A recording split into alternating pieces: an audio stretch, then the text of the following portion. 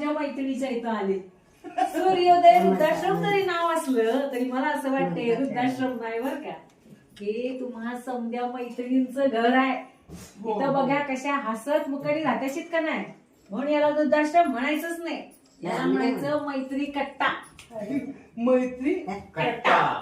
म्हणजे एका कट्ट्यावर बसून आम्ही गप्पा मारणार. आता पोरीनो सावित्रीबाईच्या काळात बी असंच होतं. हो का? मग तेव्हा म्हटलं समध्या बायकांना एकत्र करायचंय. मग आता करायचं काय, कारण तेव्हा सर्व जाती धर्माच्या बायका एकत्र येत नव्हत्या. या जातीची बाई तिकडे, त्या जातीची बाई इकडे, अशी व्यवस्था.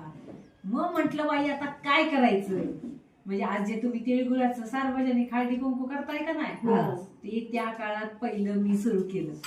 का सुरू केलं की सगळ्या बायका एकत्र याव्या. आता पहिला भ्या वाटलं मला की बाई तिळगुळ घ्यायला येतील का नाही बायका, म्हणून जरा एकच पोतं आणून ठेवलं.